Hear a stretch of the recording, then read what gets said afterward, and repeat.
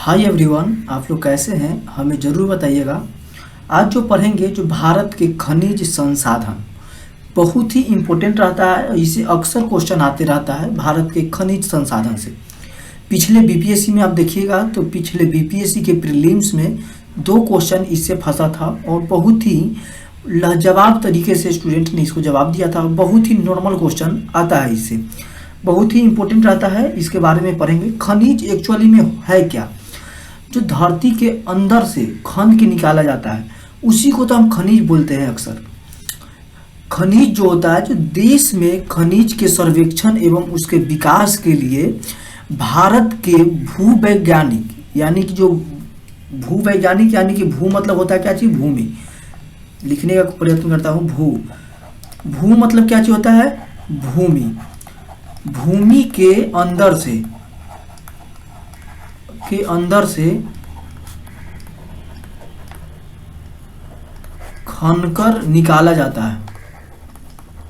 इसके बारे में कौन पता लगा सकता है? जो व्यक्ति धरती के अंदर के बारे में नॉलेज रखता हो उसी को पता चलेगा कि खनिज निकलता कैसे है या खनिज है कौन, है क्या। तो इंडियन जियोलॉजिकल सर्वे के अनुसार इंडियन जियोलॉजिकल सर्वे के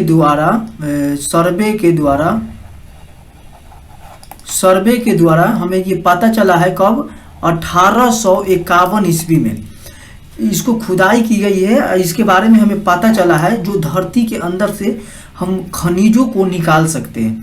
इसका मुख्यालय जो था, जो कहाँ पे रखा गया था, तो इसका मुख्यालय कहाँ रखी गई थी? तो कोलकाता में रखा गया था। कहाँ पे? कोलकाता। सिंपल सी बात यहाँ समझिएगा। जो देश में खनिज के सर्वेक्षण एवं उसके विकास के लिए भारतीय भूवैज्ञानिक सर्वेक्षण संस्थान, जिसे इंडियन जियोलॉजिकल सर्वे की स्थापना 1851 में की गई थी और इसका मुख्यालय कोलकाता में रखा गया था, इसके बारे में पता लगाने के लिए।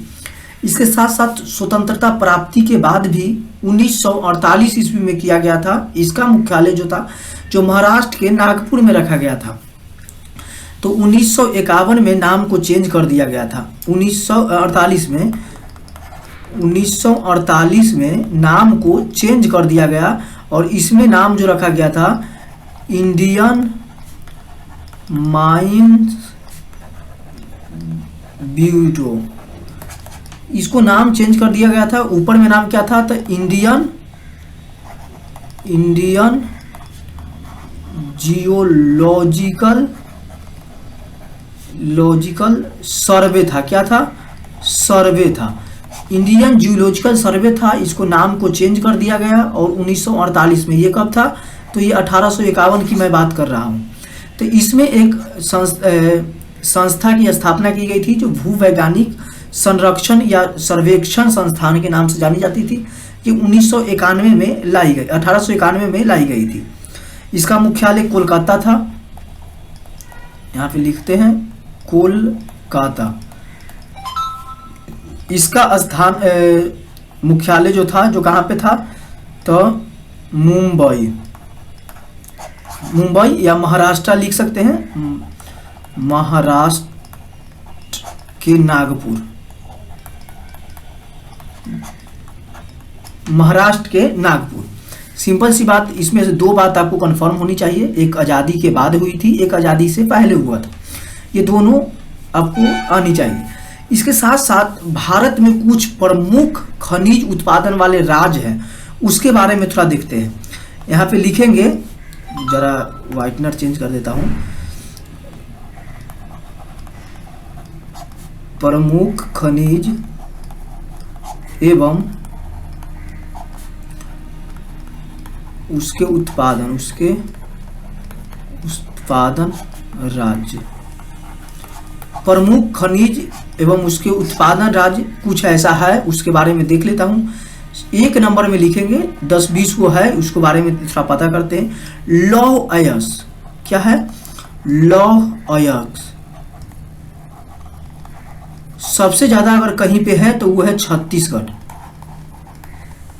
कहाँ पे है? लौह अयस्क जो होती है जो छत्तीसगढ़ में होती है। दूसरी नंबर में बॉक्साइट, लौह के बाद में बॉक्साइट, ये सबसे ज़्यादा कहीं पे है तो ये कहाँ पे है, उड़ीसा में है। तीसरी नंबर में मैग्नीज लिखेंगे, मैग्नीज, क्या चीज, मैग्नीज। मैग्नीज अगर कहीं पे है तो सबसे ज़्यादा उड़ीसा में। इसके साथ साथ कुछ और लिखेंगे, उसमें लिखेंगे तांबा। तांबा अगर कहीं है तो मध्य प्रदेश में, कहाँ पे है, मध्य प्रदेश में है। 5 नंबर में अगर कोई चीज लिखेंगे तो सीसा, क्या चीज लिखेंगे, सीसा। सीसा अगर कहीं पे है तो राजस्थान, राजस्थान है। 6 नंबर में अगर कुछ लिखेंगे तो सीसा के बाद जास्ता लिखेंगे, दोनों सेम पड़ता है, राजस्थान ईस्वी पड़ता है। क्या लिखेंगे, राजस्थान, क्या लिखेंगे, तो राजस्थान। और एक बात और है, सीसा और जस्ता, ये दोनों जो है, जस्ता लिखे या नहीं, सीसा और जस्ता ये दोनों राजस्थान में पड़ता है। और सीसा और जस्ता को जुड़वा खनिज कहा जाता है। ये क्वेश्चन अक्सर आते रहता है, बहुत ही इंपॉर्टेंट है। जुड़वा खनिज, जुड़वा खनिज कही जाती है। जैसे हैदराबाद,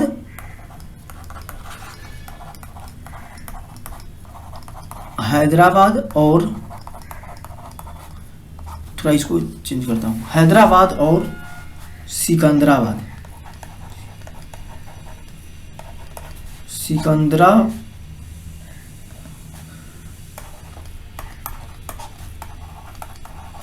जुड़वा शहर कहा जाता है, जुड़वा शहर कहा जाता है, शहर कहा। इसके साथ साथ एक और स्टार देकर के लिखिएगा, पृथ्वी और शुक्र, क्या चीज, पृथ्वी और शुक्र को जुड़वा ग्रह कहा जाता है।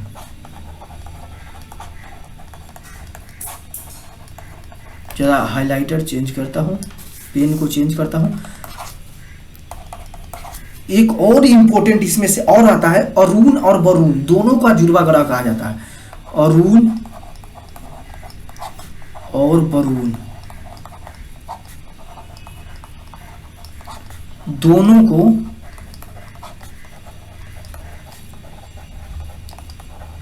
जुड़वा ग्रह कहा जाता है। इसे 4-5 क्वेश्चन है जो पूरा से निकल के आया है। एक और है जो अगर आपको ले जाए, पॉलिटी में ले जाए, इसे और जुड़ता है। अगर इसे 2 क्वेश्चन और निकल सकता है। पॉलिटी में अगर ले जाए तो प्राक्कलन समिति, क्या चीज, प्राक्कलन समिति तथा लोक लेखा समिति, लोक लेखा समिति को जुड़वा समिति के नाम से जाना जाता है।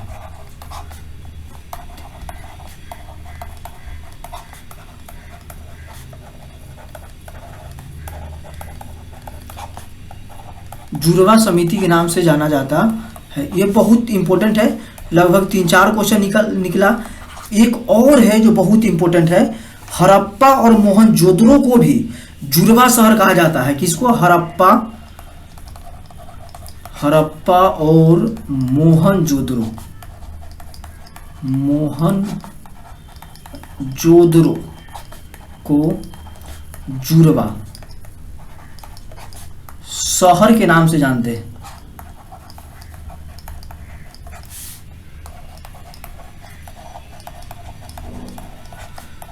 यहां से बहुत सारा क्वेश्चन निकल के आया। एक क्वेश्चन और निकल सकता है, मोहनजोदड़ो जो है, मोहनजोदड़ो को मृतकों के टीला के नाम से जाना जाता है। मृतकों के टीला, मृतकों के टीला किसे कहते हैं, तो मोहनजोदड़ो को कहा जाता है। मोहनजोदड़ो जो है जो सिंध भाषा से लिया गया है। किस है, सिंध भाषा से। ये क्वेश्चन अक्सर पूछता है, सिंध भाषा से उल्लेखित है और बहुत ही इंपॉर्टेंट है।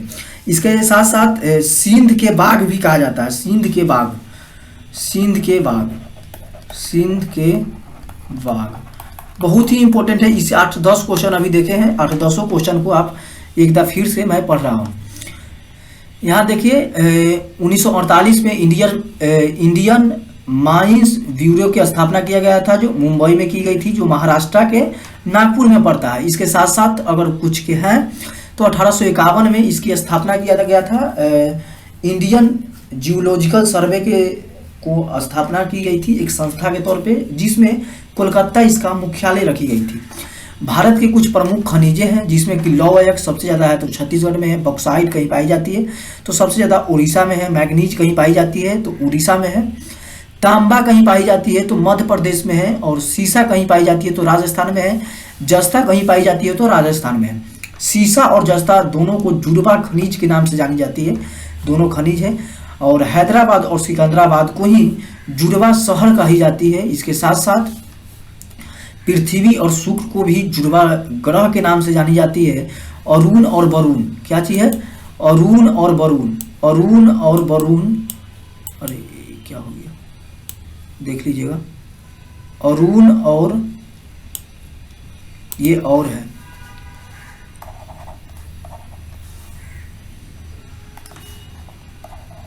अरुण और वरुण, अरुण और वरुण दोनों ग्रहों को क्या चीज के नाम से जाना जाता है? तो जुड़वा ग्रह के नाम से जाना जाता है। प्राक्कलन समिति की स्थापना 1891 में किया गया था। इसमें 30 सदस्य होते हैं। कितना होते हैं? 30 मेंबर। बहुत ही इंपॉर्टेंट है। पॉलिटी से भी एक क्वेश्चन ले लिए हैं, हिस्ट्री से भी क्वेश्चन ले लिए हैं। हड़प्पा और मोहनजोदड़ो को जुड़वा शहर के नाम से जानी जाती है। मोहनजोदड़ो को मृतकों के टीला के नाम से जानी जाती है। मोहनजोदड़ो जो है जो सिंध भाषा से लिया गया था। ये सभी क्वेश्चन को मैं यहाँ पे डिस्कस किए हैं। इसके साथ साथ अभ्रक एक आता है, आंध्र प्रदेश में अभ्रक पाई जाती है। अभ्रक कहाँ पे पाई जाती है? अभ्रक जो होती है, अभ्रक जो होती है जो कहाँ पे सबसे ज्यादा पाया जाता है? तो आंध्र प्रदेश में। आंध्र प्रदेश में अभ्रक पाई जाती है। इसके साथ साथ सोना अगर कहीं पाई जाती है तो कर्नाटका में पाई जाती है। कर्नाटका में पाई जाती है। इसके साथ साथ हीरा पहले लिखते हैं। हीरा अगर कहीं पाई जाती है तो हीरा सबसे ज़्यादा मध्य प्रदेश में पाई जाती है। कहाँ? मध्य प्रदेश में पाई जाती है। चांदी पाई जाती है राजस्थान में। कहाँ पे? राजस्थान में चांदी।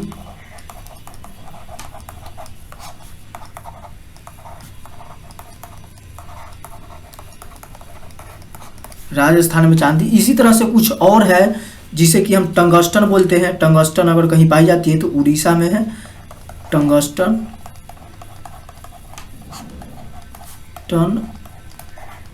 उड़ीसा में पाई जाती है। कहाँ पे पाई जाती है? टंगस्टन उड़ीसा में पाई जाती है। यूरेनियम अगर कहीं पाई जाती है तो आंध्र प्रदेश। इसके साथ साथ आंध्र प्रदेश में एक चीज और पाई जाती है। आंध्र प्रदेश थोरियम पाई जाती है। थोरियम पाई जाती है। कोयला अगर कहीं पाई जाती है तो झारखंड में सबसे ज्यादा कोयला पाई जाती है। क्या पे? झारखंड। कोयला के लिए प्रसिद्ध अगर कोई है तो झारखंड है।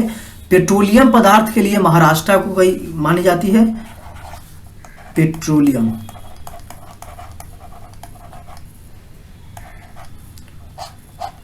पेट्रोलियम जो है जो कहाँ पे? महाराष्ट्र। पेट्रोलियम सबसे ज़्यादा अगर कहीं पाई जाती है तो ये महाराष्ट्र की है। उसके साथ साथ प्राकृतिक गैस भी यहीं से पाई जाती है। प्राकृतिक गैस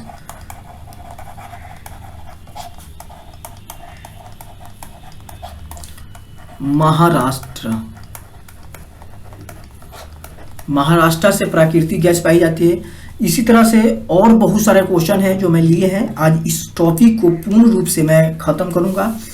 और ये क्वेश्चन जो है जो बहुत ही इम्पोर्टेंट है, अक्सर क्वेश्चन इस से आते रहता है, जिसमें हीरा जो है जो मध्य प्रदेश में पाई जाती है। इसके साथ साथ सोना अगर कहीं पाई जाती है तो सबसे ज़्यादा सोना कहाँ पाई जाती है? तो कर्नाटका में पाई जाती है। ये सब क्वेश्चन ये 3-4 क्वेश्चन लिखवाए हैं जो ऊपर से हैं। ये सब क्वेश्चन अक्सर आते रहता है एग्जाम में, ज़रा इसको देख लीजिएगा आप अपना स्तर से, और ये सब क्वेश्चन को याद ही कर लीजिएगा तो वेस्ट रहेगा। इसके साथ साथ और सारे क्वेश्चन हैं, कुछ नोट दे करके मैं लिखवाता हूँ, आप लिखिएगा नोट दे करके, बहुत ही इंपॉर्टेंट क्वेश्चन को लिखवाएंगे। लिखिएगा जो मैग्नेटाइट उत्तम श्रेणी का लौह अयस्क है, मैग्नेटाइट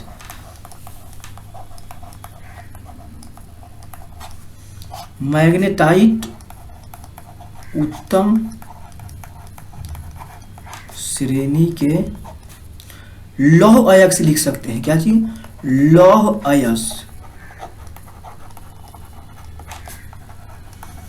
लौह अयस्क से लोहा का निष्कर्षण हेमेटाइट के द्वारा किया जाता है। लोहा का निष्कर्षण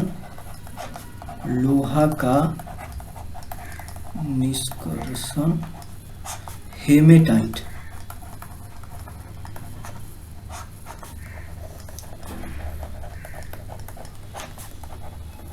किया जाता है। हेमेटाइट ये क्या है? ये एक अयस्क है, लिख लीजिएगा यहाँ पे, ये अयस्क है। हेमेटाइट क्या है? तो अयस्क है। इसका जो निष्कासन जो किया जाता है, लौह अयस्क को शुद्धिकरण हम कह सकते हैं, तो ये जो होता है जो हेमेटाइट विधि से किया जाता है। सर्वाधिक लौह अयस्क का निर्यात कोई अगर करता है तो विशाखापट्टनम में होता है। सर्वाधिक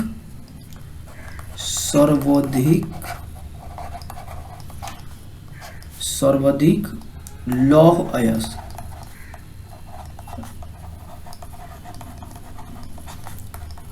निर्यात विशाखापट्टनम बंदरगाह से करते हैं। विशाखा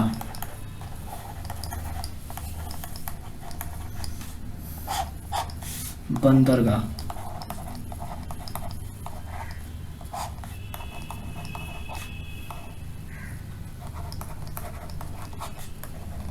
विशाखापट्टनम बंदरगाह को ही लैंड लॉक, चारों तरफ से घिरा हुआ लैंड लॉक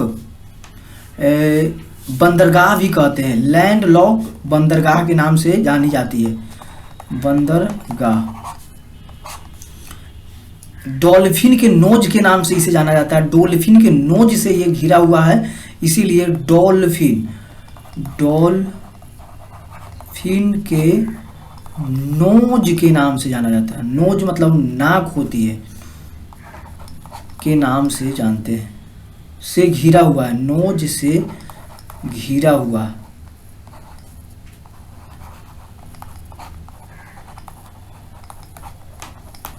ठीक ना, इसमें आपको कोई डाउट नहीं होनी चाहिए। ये सब क्वेश्चन होती है जो अक्सर आते जाते रहता है।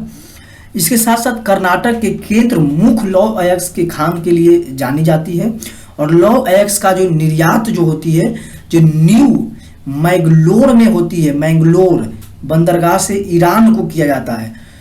ये सब क्वेश्चन को आप ध्यान रख लीजिएगा। इसके साथ साथ राजस्थान का तांबा प्रमुख खान खेतरी के लिए भी जानी जाती है, और खान खेतरी की झुनझुन की खान भी है। क्या चीज? झुनझुन की खान भी है राजस्थान की। अब लिखिएगा राजस्थान का तांबा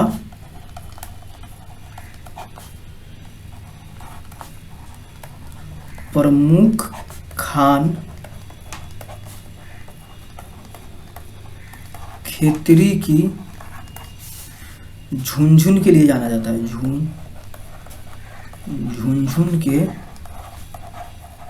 लिए जाना जाता है।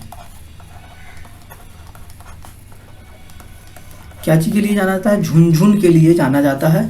और झुनझुन के ये क्या है? खान है। ये क्या है? खान है। झुनझुन के ये क्या है? तो ये खान है। इसके साथ साथ राजस्थान का जावर की खान जो है, जो सीसा और जस्ता का सबसे बड़ा खान है। सीसा और जस्ता का सबसे बड़ा खान राजस्थान में है। सीसा और जस्ता का खान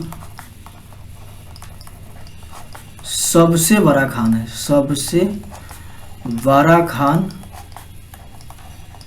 सबसे बड़ा खान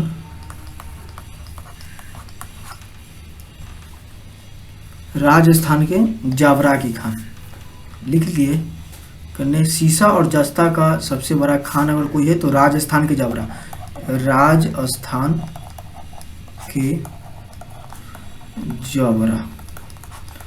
इसे क्वेश्चन अक्सर आते रहता है, देखते रहिएगा इसको, बहुत ही इंपॉर्टेंट है। इसके साथ साथ सोना जो है, जो सबसे ज़्यादा कोलार के खान में पाई जाती है, जो कर्नाटका में पड़ता है, कोलार की खान। सोना यहाँ पे लिखिएगा, सोना जो है, जो कोलार की खान,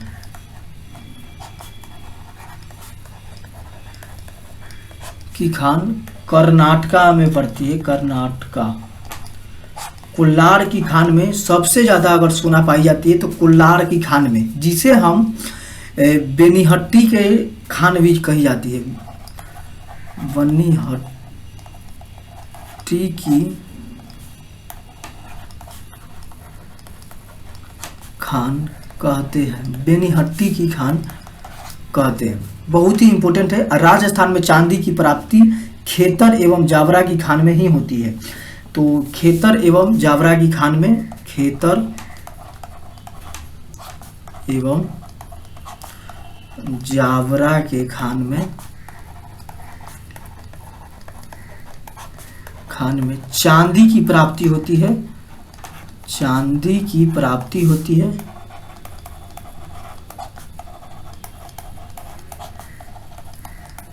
चांदी की प्राप्ति होती है। जो ये खेतर एवं जावरा जो है, जो कहाँ पाई जाती है, ये राजस्थान में। कहाँ है? राजस्थान में ये पड़ता है। बहुत ही इंपॉर्टेंट है। मध्य प्रदेश में हीरा का सबसे बड़ा खान है, जिसे हम पन्ना की खान कहते हैं। पन्ना की खान इसी को बोली जाती है और बहुत ही इंपॉर्टेंट है। मध्य प्रदेश, थोड़ा इसको चेंज कर लेता हूँ।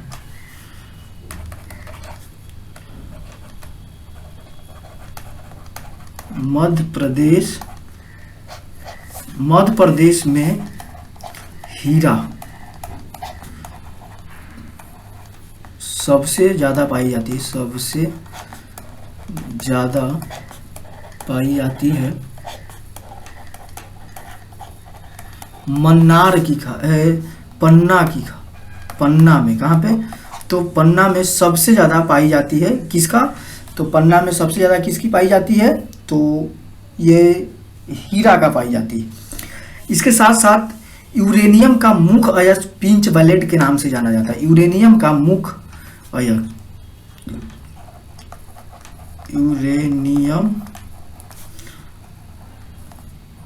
यूरेनियम के मुख्य अयस्क पिंच ब्लेड के नाम से जानते हैं।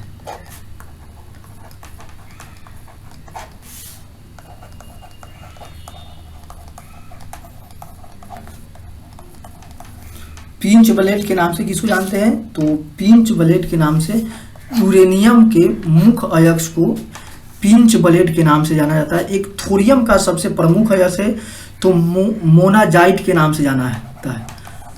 मोनाजाइट एक होती है, जो किसका होती है? तो ये थोरियम होती है। थोरियम का मुख्य अयस्क।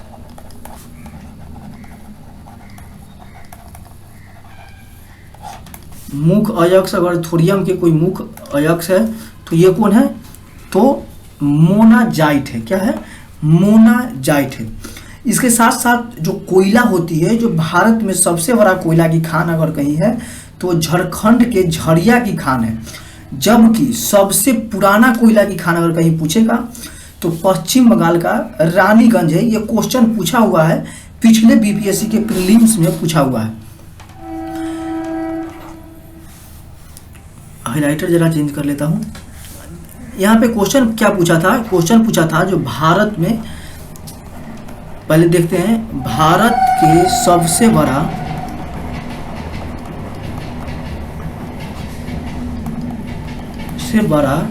अगर कोयला की खान कहीं है, कोयला के खान क्वेश्चन पूछेगा, सबसे अगर पुराना पूछ दे तो वो दूसरा होगा, कोलकाता चला जाएगा। अगर ये पूछ रहा है जो भारत के सबसे बड़ा कोयला की अगर खान कहीं पे है तो वो झारखंड के झरिया है। कहाँ है? झारखंड की झरिया है। झारखंड के झरिया में पड़ता है। तथा अगर पूछ दीजिए सबसे पुराना, तो सबसे पुराना अगर पूछे सबसे पुराना कोयला की खान,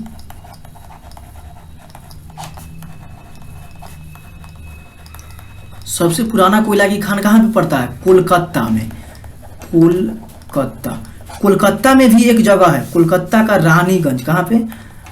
रानीगंज लिखिएगा। रानीगंज में सबसे बड़ा कोई सबसे पुराना है। ये क्वेश्चन पूछा हुआ है, ये बीपीएससी में ये क्वेश्चन पूछा हुआ है। नहीं है विश्वास तो आप प्रीवियस ईयर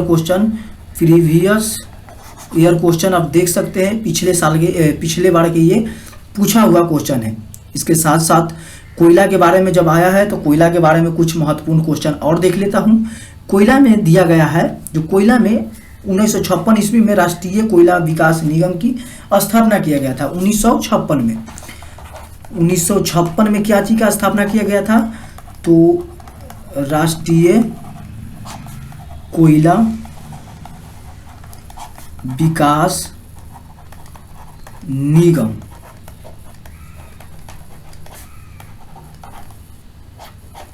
की स्थापना, राष्ट्रीय कोयला विकास निगम की स्थापना किया गया था। कब? 1956 में। लेकिन राष्ट्रीयकरण करने की बात अगर करें तो राष्ट्रीयकरण 1972 में किया गया था। कब किया गया था? तो 1972 में राष्ट्रीयकरण किया गया था। 1972 में कोयला उद्योग का राष्ट्रीयकरण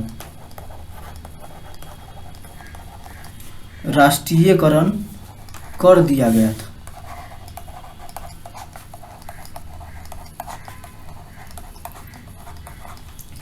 राष्ट्रीयकरण कोयला को किया गया था कब? 1972 में। अगर 1972 आता है तो इसे कुछ और क्वेश्चन देखता हूँ। 1972 में क्या किया गया था, इसे पिछला बार मैं पढ़ा चुका हूँ, जो बहुत ही इंपॉर्टेंट है। इसको थोड़ा मैं चेंज कर लेता हूँ। 1972 में ही वन्य जीव संरक्षण, ये नोट दे के लिखिएगा। 1972 में वन्य जीव संरक्षण कार्यक्रम की शुरुआत की गई थी।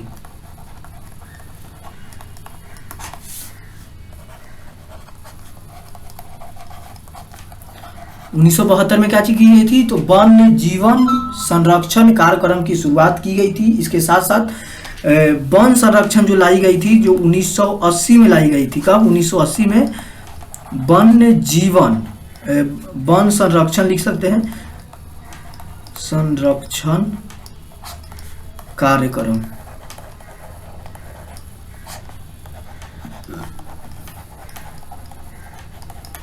की शुरुआत की गई थी। वन संरक्षण की शुरुआत की गई थी। एक और क्वेश्चन आता है, 1986 में पर्यावरण संरक्षण लाया गया था। पर्यावरण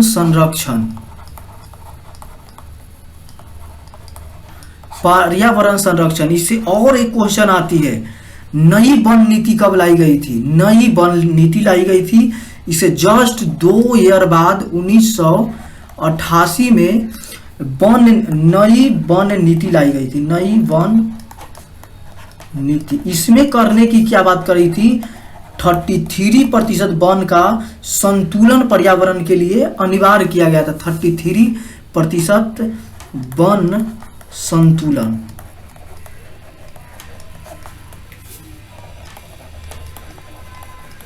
पर्यावरण के लिए। एक क्वेश्चन और आता है 1972 में ही, सारा क्वेश्चन को मैं इसी में डिस्कस कर रहा हूँ। 1972 में और क्या हुआ था? Lion project, lion project, lion project 1972 में लाई गई थी और 1973 में टाइगर प्रोजेक्ट, टाइगर प्रोजेक्ट लाई गई थी। बहुत ही इंपॉर्टेंट है, ये सब क्वेश्चन अक्सर आते रहता है और इसको अब ध्यान से रखिएगा और ये सब क्वेश्चन आपको हाल ही एग्जामिनेशन में ही देखने को मिलेगा। राष्ट्रीयकरण तक पढ़ा चुके हैं। 1972 में कोयला को राष्ट्रीयकरण किया गया था। 1956 में राष्ट्रीय कोयला विकास निगम की स्थापना की गई थी। इससे पहले अगर कहीं जाए तो भारत में सबसे ज़्यादा कोयला अगर कहीं पाई जाती है तो झारखंड में, झारखंड के झाड़िया में, झाड़िया की खान है वहाँ पे, झाड़िया की खान उसी में। जबकि सबसे पुराना कोयले की खान अगर पूछे तो पश्चिम बंगाल की या बंगाल की रानीगंज में पाई जाती है। इसके साथ साथ एक और CIL की स्थापना 1975 में किया गया था। CIL की स्थापना 1975 में किया गया था। CIL की स्थापना 1975 में की गई थी। 1975 में CIL का स्थापना किया गया था। CIL के मतलब होता है कोल इंडिया लिमिटेड। कोल इंडिया लिमिटेड की स्थापना कब किया गया था? कोल मतलब होती है कोयला, कोयला इंडिया लिमिटेड 1975 में इसकी शुरुआत की गई थी। इतना तक आपको नोट आउट होनी चाहिए। इससे और कोई क्वेश्चन आता है जो वर्तमान समय में CIL का महारत्न कंपनी का दर्जा प्राप्त करने वाला कुछ कंपनियां हैं, तो वो है 12 वो है। क्या है कंपनी? टोटल 12 कंपनियां हैं। ये क्वेश्चन कहीं आ सकता है, इतना इम्पोर्टेंट नहीं है, लेकिन अगर करेंट में अगर पूछ ले तो एगो जुटा है, पहले 11 था लेकिन अब एगो जुट चुका है। तो राष्ट्रीय ऊर्जा संरक्षण दिवस अगर कहीं मनाई जाती है तो 14 दिसंबर को मनाई जाती है। कब मनाई जाती है? 14 दिसंबर को मनाई जाती है। क्या चीज़? तो राष्ट्रीय ऊर्जा या संरक्षण दिवस के रूप में इसको मनाई जाती है। अगर 14 सितंबर को क्या मनाई जाती है ये आप हमें ज़रूर बताइएगा। 14 सितंबर के अगर को देख रहे हैं ये और अगर याद है तो हमें कमेंट्स में बताइएगा जरूर। 14 सितंबर को क्या चीज़ मनाई जाती है। साथ साथ आपको टेस्ट होते जा रहा है। इसके साथ साथ देश में सबसे बड़ा सर्वेक्षण या सर्वाधिक पेट्रोलियम उत्पादन अगर कोई करता है तो वो मुंबई करता है। कौन करता है? मुंबई करता है। मुंबई के हाई से होता है। कहाँ से? मुंबई के हाई से, जो अरब सागर में स्थित है। कहाँ पे है? अरब सागर में ये स्थित है। यह एक अपतटीय बेसिन है। क्या है? ये एक अपतटीय बेसिन है।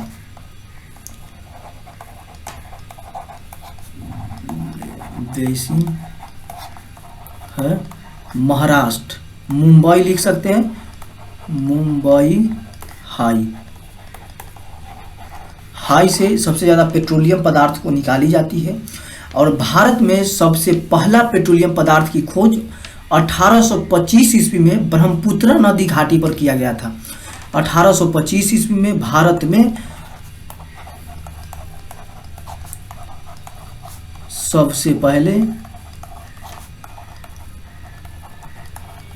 सबसे पहले पेट्रोलियम की खोज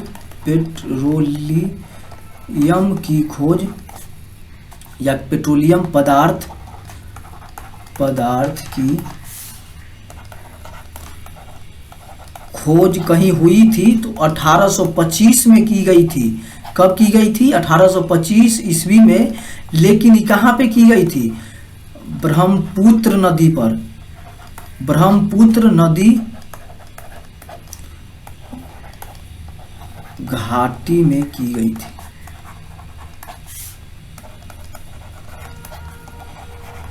भारत में सबसे पहले अगर पेट्रोलियम पदार्थ की अगर खोज हुई थी तो 1825 में, जो ब्रह्मपुत्र नदी के घाटी पर ये की गई थी। इसके साथ साथ एक और क्वेश्चन आता था जो 1890 ईस्वी में असम के डिगबोई में भी पेट्रोलियम की कुआं की खुदाई की गई थी। 1890 ईस्वी में असम के डिगबोई के कुआं से पेट्रोल निकालना प्रारंभ हुआ था, निकालना प्रारंभ हुआ था।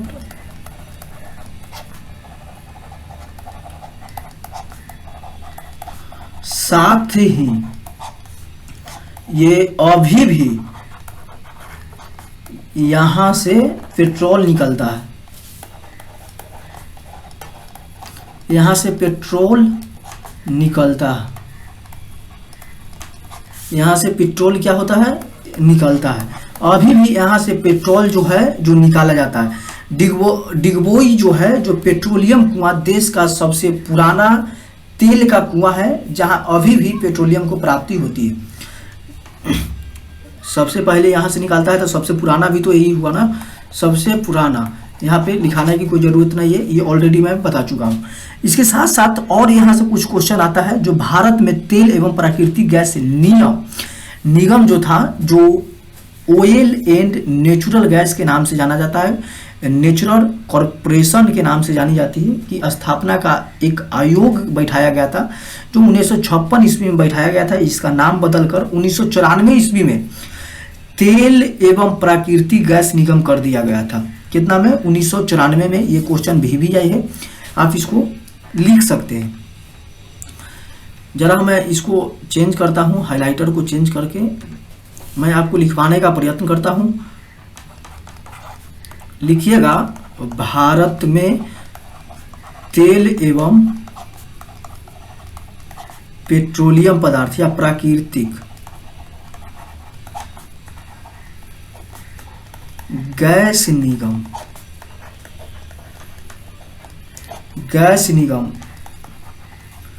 Oil and natural gas corporation की स्थापना 1956 में हुआ था। कब हुआ था, 1956 में। लेकिन इसको नाम को जो चेंज किया गया था, जो 1994 में इसको नाम को चेंज कर दिया गया। और इस नाम में क्या चीज रखा गया था, तेल एवं प्राकृतिक गैस निगम कर दिया गया था। तेल एवं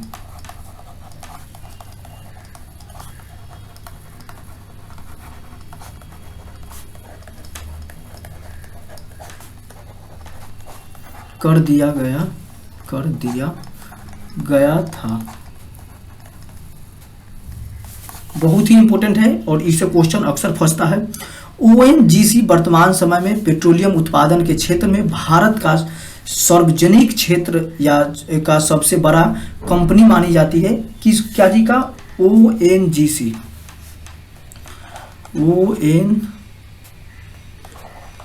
ओएनजीसी जो है, जो भारत का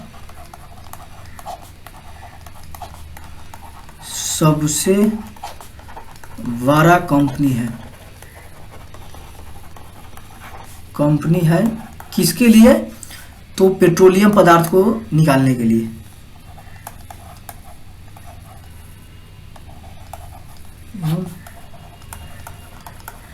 उत्पादन करने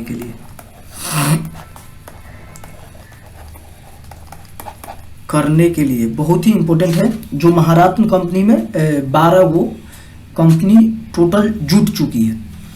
और यहाँ से जिसमें से बहुत सारा है प्राकृतिक गैस का विकास संरक्षण जो वितरण किया गया था, जो 1984 में किया गया था, जो गेल के द्वारा किया गया था। गेल जो gas authorities of India limited के नाम से जानी जाती है।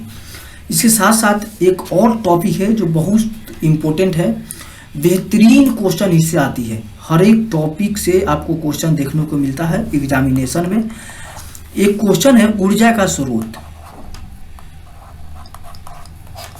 ऊर्जा का स्रोत बहुत ही इंपॉर्टेंट है और बहुत ही क्वेश्चन इससे देखने को मिलता है एग्जामिनेशन में। ऊर्जा का स्रोत 2 भागों में बांटा जाता है। क्या चीज में, 2 भागों में बांटी जाती है। कितने में, 2 में। एगो परंपरागत और एगो गैर परंपरागत।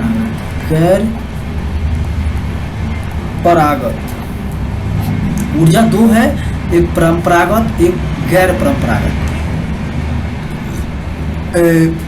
परंपरागत ऊर्जा किसे कहते हैं? परंपरागत ऊर्जा वह स्रोत होती है जिसको एक बार उपयोग करने के बाद दोबारा उपयोग में नहीं लाया जा सकता है। किसी भी चीज को एकदम मैं उपयोग कर लूं, जैसे गैस, कौन, CNG, कोई भी गैस हो, अगर एकदम मैं उपयोग कर ले तो दोबारा वो हम उसको उपयोग में नहीं ला सकते हैं, तो इसको मैं परंपरागत बोलते हैं। किसी भी चीज को मान लिया जाए, जो हम सिंपल सी बात बताएं, अभी मैं लैपटॉप से पढ़ाता हूँ, इतना चूकनाचूर कर दिए हैं कि दोबारा बन ही नहीं सकता। दोबारा हम कितनों प्रयत्न करूंगा लेकिन दोबारा ही बना नहीं सकता हूँ, तो ये गैर परंपरागत हो चुका है। और ये परंपरागत हो चुका है। और गैर परंपरागत जो होती है, जो गैर परंपरागत में फिर से मैं उसे ला सकते हैं, जैसे पवन ऊर्जा हो गया, सौर ऊर्जा हो गया, ज्वारीय ऊर्जा हो गया, ये सब सभी को, भूकंपीय ऊर्जा हो गया, भूगर्भीय ऊर्जा हो गया, ये सब सभी को मैं ला सकता हूँ या ये खत्म नहीं हो सकती है। तो इसीलिए इसको गैर परंपरागत कहते हैं। तो इसका डिफिनेशन आप लिखिएगा, परंपरागत के पहले डिफिनेशन लिखिएगा, क्या चीज का? परंपरागत का।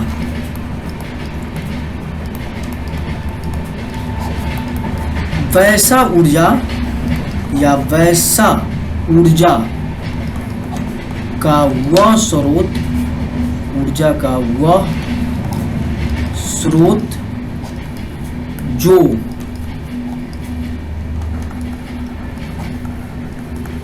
एक बार उपयोग में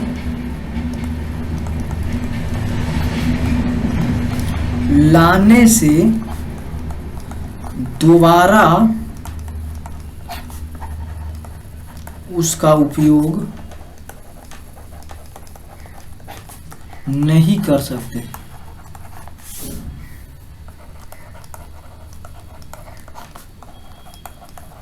उसे परंपरागत कहते हैं। उसे परंपरागत ऊर्जा के नाम से जानते हैं।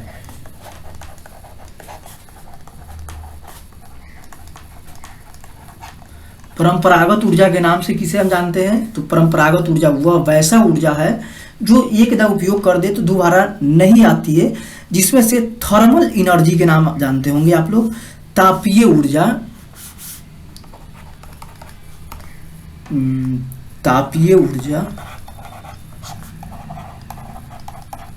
इंग्लिश में अगर आप लिखना चाहते हैं तो लिख सकते हैं थर्मल एनर्जी, लिख सकते हैं थर्मल एनर्जी। एग्जाम्पल में अगर एक आध दो और आप लिखना चाहते हैं तो प्राकृतिक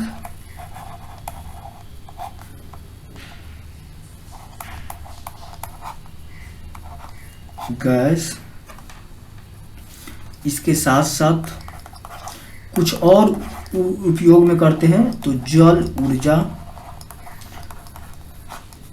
इसके साथ साथ आणविक ऊर्जा, मतलब बहुत सारे हैं जो आप लिख सकते हैं। आणविक ऊर्जा,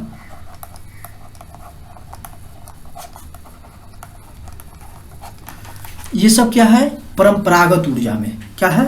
परंपरागत ऊर्जा में। ये आप एक नंबर में देख सकते हैं, ये परंपरागत ऊर्जा में आ गया। दूसरा अगर देखेंगे तो गैर परंपरागत ऊर्जा क्या होती है? गैर परंपरागत ऊर्जा दूसरा नंबर में लिखिएगा, गैर परंपरागत ऊर्जा।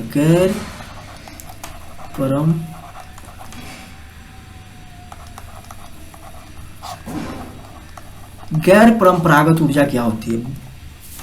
ऊर्जा का वह स्रोत, ऊर्जा का वह स्रोत जो एक बार उपयोग में लाने से उसे दोबारा उपयोग में ला सकते हैं।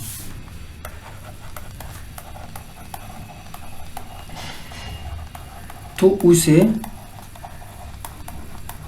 गैर परंपरागत ऊर्जा कहते हैं। क्या चीज? गैर परंपरागत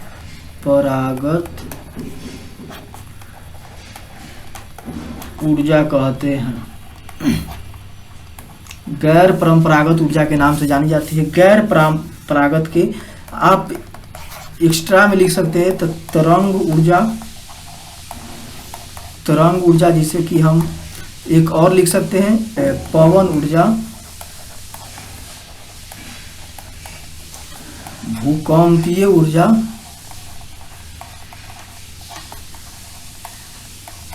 एक्सेट्रा एक्सेट्रा आप लिख सकते हैं।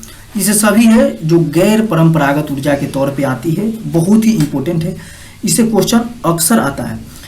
भारत में सबसे पहले अगर जो गैर ऊर्जा परंपरागत ऊर्जा या ऊर्जा का अगर स्रोत अगर कही जाए तो भारत में सबसे पहले 1897 ईस्वी में वेस्ट बंगाल के दार्जिलिंग में स्थित सिद्रेबाग में जल विद्युत उत्पादन किया गया था या प्रारंभ की गई थी।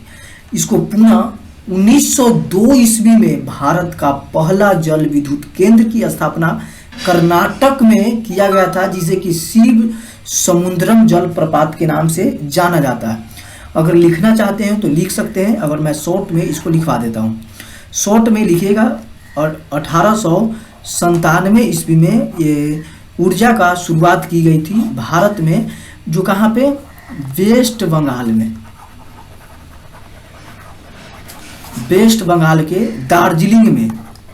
क्या पे, तो दार्जिलिंग में इसका प्रारंभ की गई थी और इसका पुनः विद्युत जल विद्युत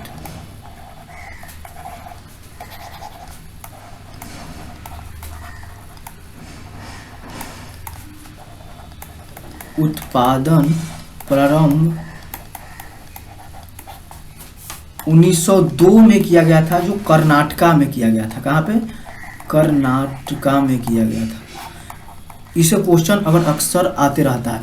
भारत में आणविक ऊर्जा के विकास के क्षेत्र में 1954 ईस्वी में मुंबई के आणविक ऊर्जा आयोग की स्थापना की गई थी, और जिसका नाम बदलकर 1956 में 1967 ईस्वी में, कब, 1967 ईस्वी में इसका नाम बदल दिया गया था, BARC कर दिया गया था, जिसे भाभा एटॉमिक रिसर्च सेंटर के नाम से जाना जाता है। क्या चीज के नाम से जाना जाता है, तो इसका नाम बदल के भाभा एटॉमिक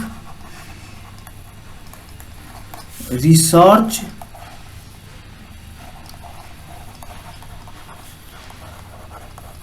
सेंटर के नाम कर दिया गया था। और 1967 में किसको कर दिया गया था, 1954 ईस्वी में आणविक, भारत में आणविक 1954 में, लिख लीजिएगा 1954 में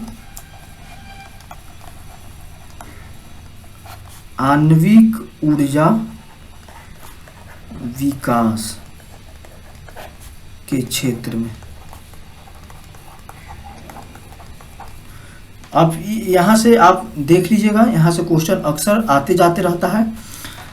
इसके साथ साथ देश के कुछ प्रमुख आणविक ऊर्जा का स्थापना किया गया था। इसके बारे में 2-4-5 वो है, ज़्यादा तो नहीं है, 4-5 वो है, उसको आप देख लीजिएगा।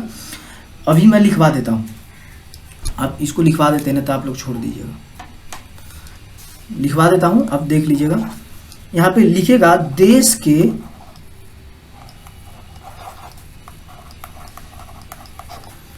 कुछ प्रमुख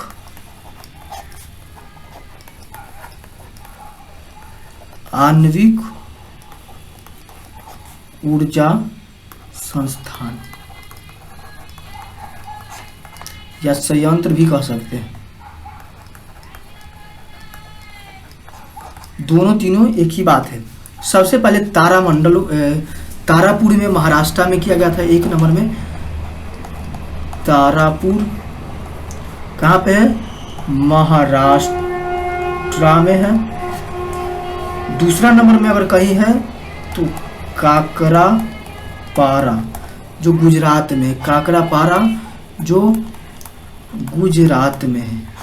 तीसरा नंबर में अगर कहीं है तो रावत भाटा,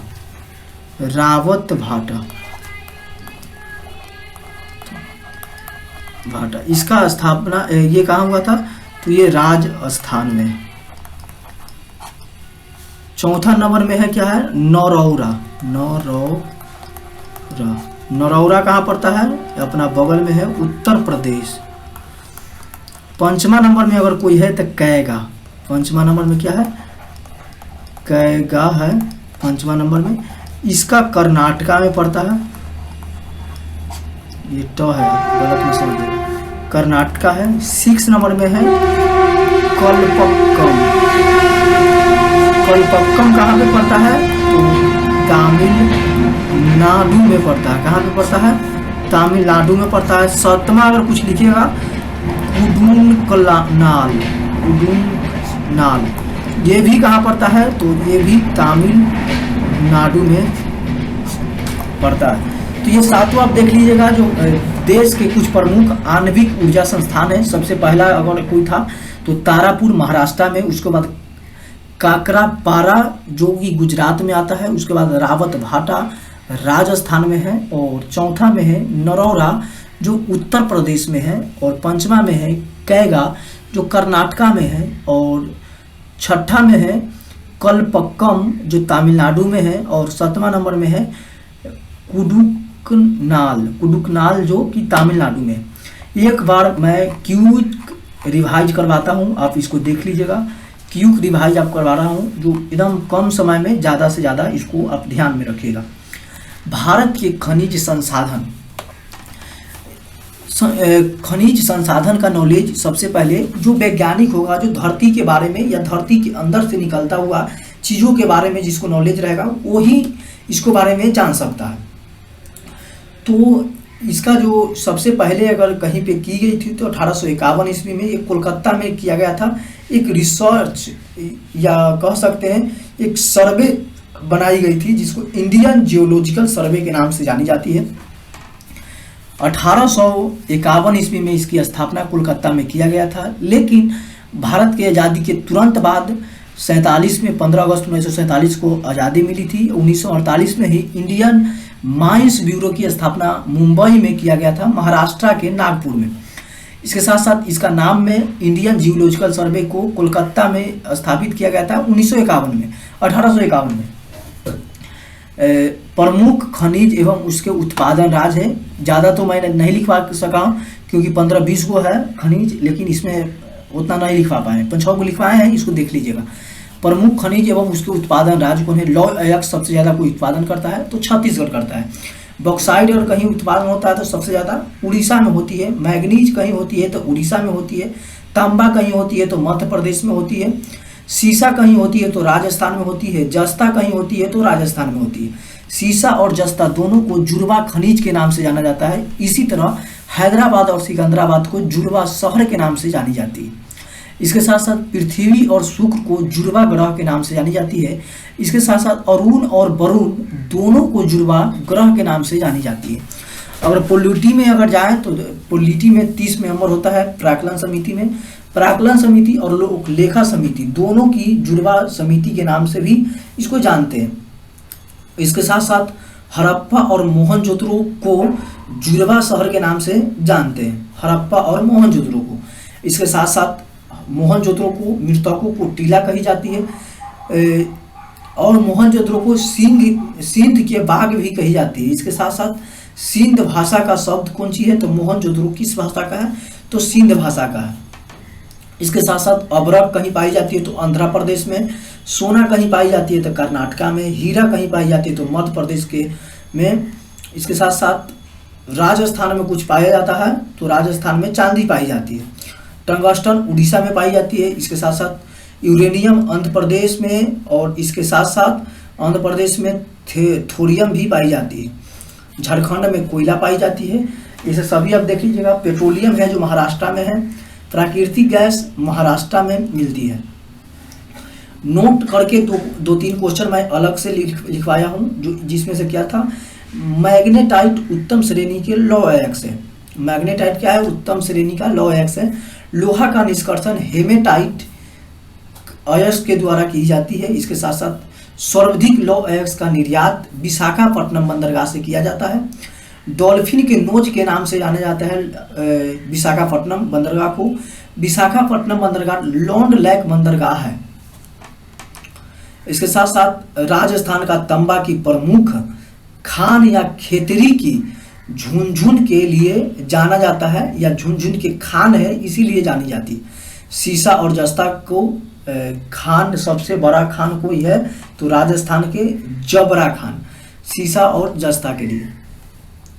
इसके साथ साथ सोना कोलार की खान कर्नाटका में पड़ता है, जो बन्नीहट्टी की खान कहते हैं, इसे बनहट्टी की खान भी कहते हैं, और सोना सबसे ज़्यादा मिलती है तो कर्नाटका में मिलती है। खेतर एवं जाबरा के खान को चांदी की प्राप्ति होती है, ये राजस्थान में पाई जाती है, खेतर एवं जाबरा। इसके साथ साथ मध्य प्रदेश में हीरा सबसे ज़्यादा पाई जाती है, कहाँ पे? मध्य प्रदेश के पन्नार में।